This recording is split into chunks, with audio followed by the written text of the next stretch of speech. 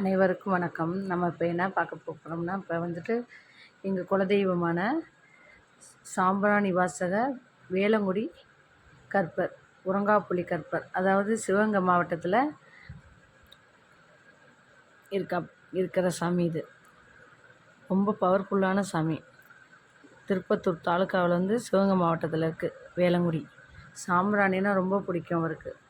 மற்ற சாமி மாதிரி சந்தனம், இது சந்தன மஞ்சள் எதுவுமே கொண்டு போக மாட்டாங்க. சாம்பிராணி மட்டும்தான் அவருக்கு ரொம்ப ரொம்ப பிடிச்சது. கரும்பு தொட்டியில் அருவா மட்டும் ஒவ்வொரு அருவாவும் பார்த்திங்கன்னா ஆள் உயர சைஸ்க்கு இருக்கும். எல்லாம் வேண்டிட்டு அங்கே சாத்துவாங்க. அங்கேயே மதியம் பார்த்திங்கன்னா எல்லா பக்கமும் அன்னதானம் நடக்கும். சிவராத்திரி ஆரம்பிக்கும் இந்த திருவிழா. 10 நாளைக்குமே திருவிழா. காப்பு கட்டி விரதம் இருந்து மாவிளக்கு போட்டு சாமி கொண்டாடுவாங்க. அவ்வளோ கோலாகலமாக சரியான கூட்டத்தில் தான் நேற்று போயிட்டு சாமி கும்பிட்டோம்.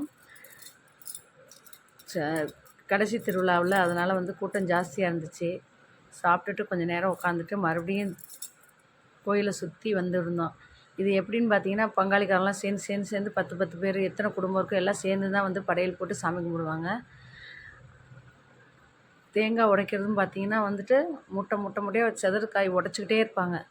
உடனே மூட்டையாக ஆளுக்கு பிரித்து அள்ளிக்குவாங்க. சுற்றியுமே நின்றுக்குவாங்க. உடைக்க பார்த்திங்கன்னா. அப்புறம் கோயிலை சுற்றியுமே கரும்பு தொட்டியில் பார்த்தாலே உங்களுக்கு தெரியும். ரொம்ப சக்தி வாய்ந்த உரங்காப்புலி கற்பர். பார்க்கவே அருவாவோடு இருப்பாங்க எல்லா சாமியுமே. இவர் வித்தியாசமாக குதிரை மேலே அப்படியே சாந்தமாக நிற்கிற மாதிரியே தெரியும் பார்த்திங்கன்னா. ரொம்ப சூப்பராக இருக்கும் சாமி. வேலங்குடி சாம்பிராணி வாசர் கோயிலில் எந்த கோயிலும் இல்லாத மாதிரி வித்தியாசமாக கற்பனின் உருவம், உறங்காத புளிய மரம் நிற்கும் வினோத கோயில் இது.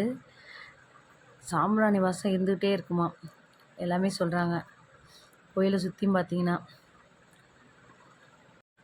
அது மாதிரி மாசி மாதம் இந்த திருவிழா நடக்கும். மாசி திருவிழா.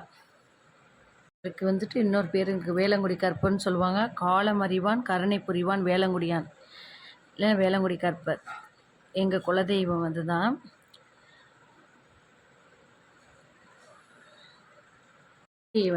எல்லா கோயிலுக்கும் நான்வெஜ் படைப்பாங்க. ஆனால் இந்த கோயிலை பொறுத்த வரைக்கும் சைவ சாப்பாடு தான். எல்லா பக்கமும் அன்னதானம் பண்ணுவாங்க. அதான் ஸ்பெஷலே இந்த சாமிக்கு.